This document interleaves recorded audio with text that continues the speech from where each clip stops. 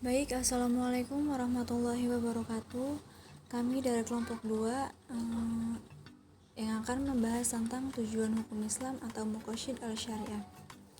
Baiklah, langsung saja. Saya Umi Faizah sebagai pemateri pertama sekaligus moderator, dan Mutia Rizkyani sebagai pemateri yang kedua, dan Anissa Aulia Putri Ajijah sebagai pemateri yang ketiga. Definisi Muqasid al-Syariah. Secara lugawi, al-syariah terdiri dari dua kata, yakni muqasyid dan syariah. Muqasyid adalah bentuk jamak dari maksud yang berarti kesengajaan atau tujuan. Syariah secara bahasa berarti jalan menuju sumber air. Jalan menuju air ini dapat dikatakan sebagai jalan ke arah sumber pokok kehidupan. Ada yang menganggap muqasyid ialah maslahah itu sendiri, sama dengan menarik maslahah atau menolak mafsadah. Ibnu Al-Qayyim menegaskan bahwa syariah itu berasaskan kepada hikmah-hikmah dan maslahah-maslahah untuk manusia di dunia atau di akhirat. Perubahan hukum yang berlaku berdasarkan perubahan zaman dan tempat adalah untuk menjamin syariah dapat mendatangkan kemaslahatan kepada manusia. Sementara Al-Iz bin Abdul Salam juga berpendapat sedemikian apabila beliau mengatakan syariat itu semuanya maslahah, menolak kejahatan atau menarik kebaikan.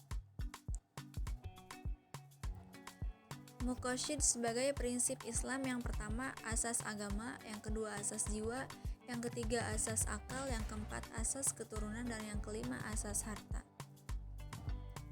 Konsep Muqasyid al-Syariah.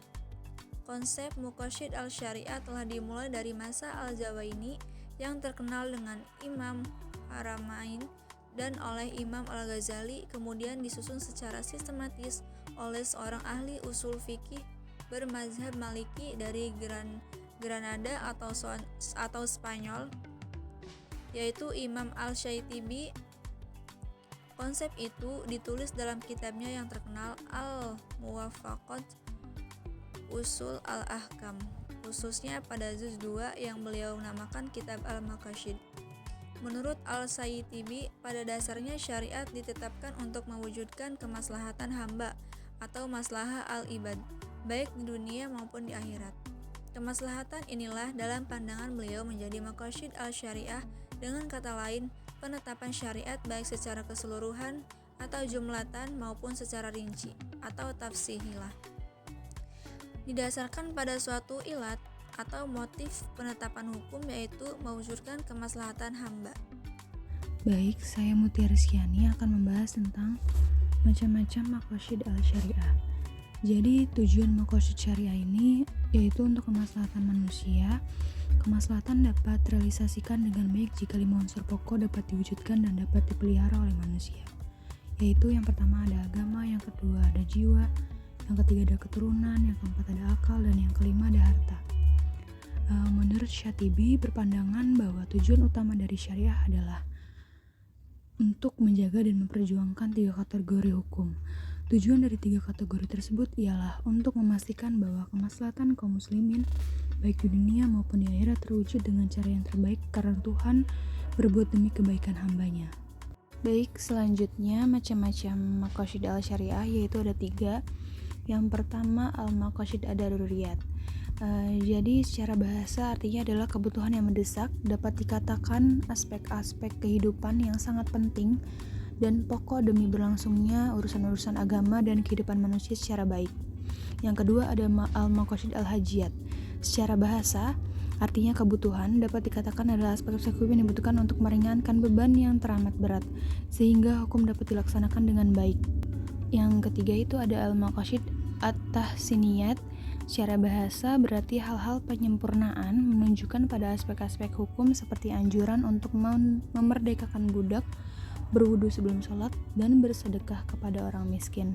Jadi bisa dikatakan kalau Maqasyid al-daruriyat itu yang berhubungan dengan hal-hal yang bersifat kebutuhan primer manusia. Kalau yang kedua itu Maqasyid al-Hajiyat itu syariat yang berhubungan dengan hal-hal yang bersifat kebutuhan sekunder manusia. Jadi yang ketiga itu yang terakhir Maqasyid al-Tahsini itu syariat yang berhubungan dengan hal-hal yang bersifat kebutuhan pelengkap manusia. Baik, selanjutnya yaitu bersifat kebutuhan primer manusia, yang sudah kita jelaskan tadi bahwa kebutuhan primer manusia itu masuk ke maqasid ad-daruriyat. Yang pertama itu ada memelihara agama. Memelihara agama ialah persatuan akidah, ibadah, hukum, dan undang-undang yang telah diisyaratkan oleh Allah SWT untuk mengatur hubungan manusia dengan Tuhannya. Jadi, memelihara agama yang kita maksud ini untuk melaksanakan kewajiban keagamaan yang masuk ke peringkat primer, seperti melaksanakan sholat 5 waktu. Kalau sholat itu diabaikan, maka akan terancamlah eksistensi agama. Yang kedua itu ada memelihara jiwa. Memelihara jiwa yang dimaksud di maqasid ad-daruriyat ini, Islam melarang pembunuhan dan pelaku pembunuhan diancam dengan hukuman qisas, pembalasan yang seimbang, diyat yaitu denda, dan kafarat yaitu tebusan, sehingga manusia yang ingin melakukan denda bisa berpikir terlebih dahulu. Jadi seperti memenuhi kebutuhan pokok berupa makanan untuk mempertahankan hidup. Kalau kebutuhan pokok ini diabaikan, maka akan berakibat terancamnya eksistensi jiwa manusia. Yang ketiga itu ada memelihara akal, bahwa manusia yang paling sempurna di antara seluruh makhluk ciptaan Allah lainnya. Allah telah menciptakan manusia dengan sebaik-baiknya bentuk dan dilengkapi dengan adanya akal agar melarang meminum atau menggunakan barang atau jenis benda haram yang dapat merusak akal. Jadi di sini disebutkan yaitu seperti diharamkannya minuman keras, jika ketentuan ini tidak diindahkan atau bahkan malah melarangnya, maka akan berakibat terancamnya eksistensi akal. Baik, selanjutnya pembahasan yang keempat yaitu memelihara keturunan, bahwa Islam telah mengajarkan bahwa tentang pernikahan dan mengharamkan zina.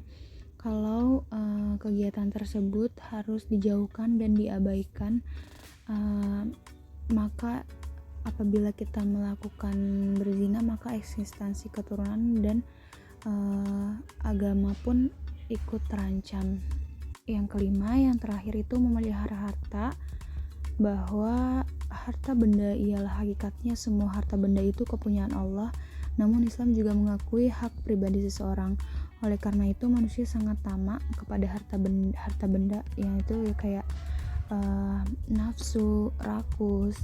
Jadi memelihara harta dalam peringkat maqasid al-daruriyat ini seperti syariat tentang tata cara pemilikan harta, dan larangan mengambil harta, dan dilarang untuk mengambil harta orang lain dengan cara yang tidak sah. Apabila aturan itu dilanggar, maka berakibat terancamnya eksistensi harta. Baik, pembahasan terakhir dari saya bahwa maqasid al-syariah yang sudah dijelaskan tadi ada yang pertama maqasid ad-daruriyat, yang kedua maqasid al-hajiyat, yang ketiga ada maqasid al-tahsini. Bahwa ketiga maqasid tersebut dikelompokkan sebagai kategori teratas yaitu daruriyat. Secara epistemologi mengandung kepastian, maka mereka tidak dapat diabaikan. Justru kesalahan apapun yang mempengaruhi kategori daruriyat ini akan menghasilkan berbagai konsekuensi yang berada jauh dari kelima prinsip universal tadi.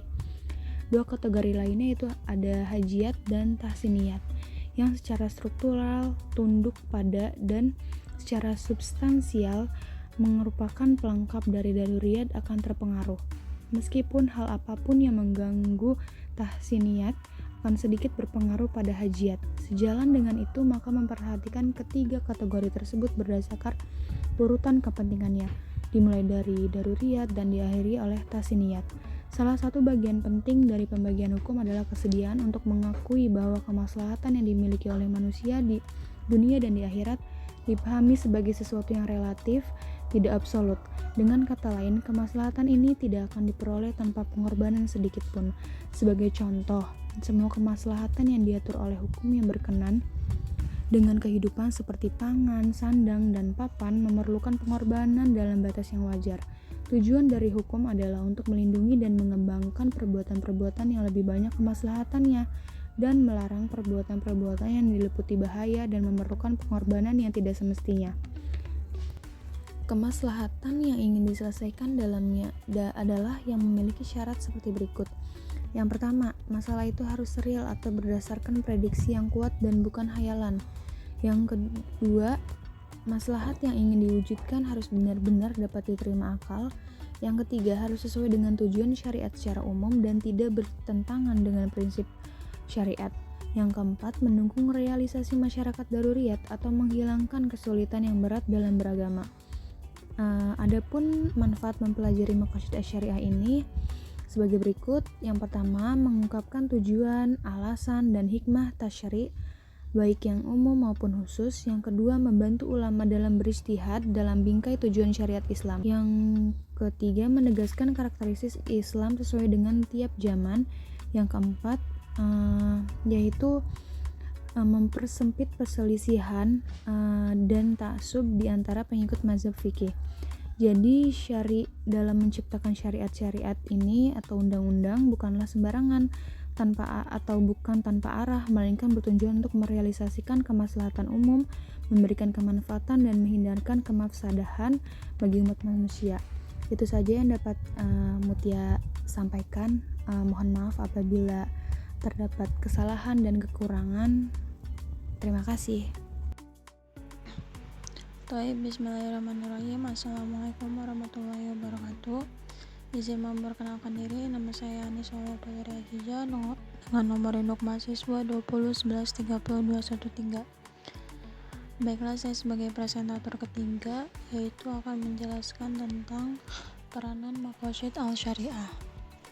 Maqasid seperti yang ditegaskan oleh Abdul Al-Wahhab adalah hal yang sangat penting yang dapat dijadikan alat bantu memahami redaksi Al-Quran dan Sunnah, menyelesaikan dalil-dalil yang bertentangan, dan sangat penting lagi adalah untuk mendapatkan hukum terhadap kasus yang tidak tertampung oleh Al-Quran dan Sunnah secara kajian kebahasaan. Metode istinbat seperti qiyas, istihsan, dan maslahah adalah metode-metode pengembangan hukum Islam yang didasarkan atas maqasid syariah. Qiyas misalnya baru bisa dilaksanakan bila mana dapat ditemukan maqasid syariahnya yang merupakan alasan logis atau ilat dari suatu hukum. Contoh kasusnya yaitu seperti yang berbunyi di surat Al-Maidah ayat 90.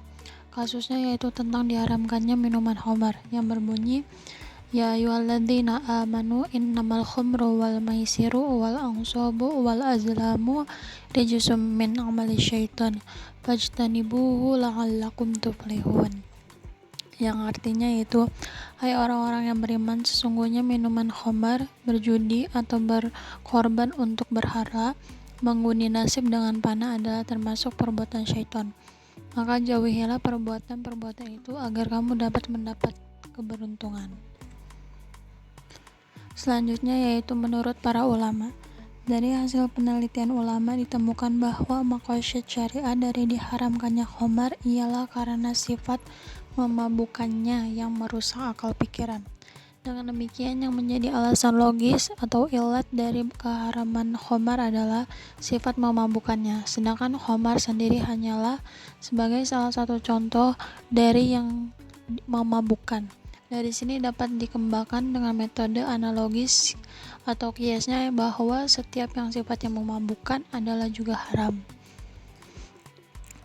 Selanjutnya yaitu doktrin maqasid al-syariah. Doktrin maqasid al-syariah merupakan suatu usaha penegakan maslahah sebagai unsur esensial dalam tujuan-tujuan hukum.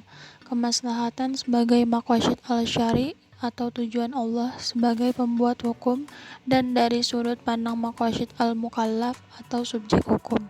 Kemaslahatan sebagai maqasid al-syar'i mempunyai arti bahwa Allah lah yang memutuskan sebuah kemaslahatan.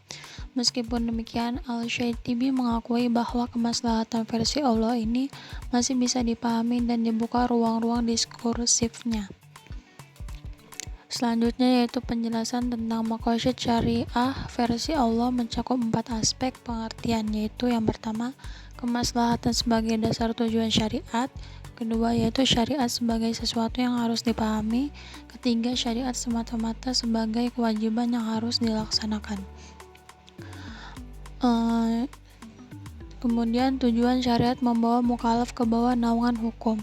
Yang terakhir yaitu dari sudut maqasid al-mukallaf, Al-Syaitibi mengangkat pembahasan tentang kehendak dan perbuatan-perbuatan manusia. Yang pertama yaitu aspek ini membicarakan tentang pengertian tingkatan, karakteristik, dan relativitas atau keabsolutan maslahah. Yang kedua yaitu aspek ini mendiskusikan dimensi linguistik dalam persoalan taklif. Perintah yang merupakan bentuk taklif harus bisa dipahami oleh semua mukallaf, baik pemahaman kata dan kalimatnya maupun pemahaman linguistik dan kulturalnya. Ketiga yaitu aspek ini menganalisa pengertian taklif dalam kaitannya dengan kemampuan manusia, kesulitan yang dihadapi, dan lain-lain. Selanjutnya itu aspek ini mewujudkan kepatuhan manusia di bawah hukum Allah. Manusia harus dibebaskan dari belenggu hawa nafsu. Yang terakhir yaitu dalam hal ini Al-Syaitibi membahas beberapa konsep yang berkaitan dengan tujuan versi mukallaf, yaitu tentang konsep maslahah, dalalah, taklif, ta'abud, dan niat. Penelitian ini hanya akan membahas konsep maslahahnya saja. Baiklah, mungkin hanya itu penjelasan dari saya. Kurang dan lebihnya mohon maaf. Wassalamualaikum warahmatullahi wabarakatuh.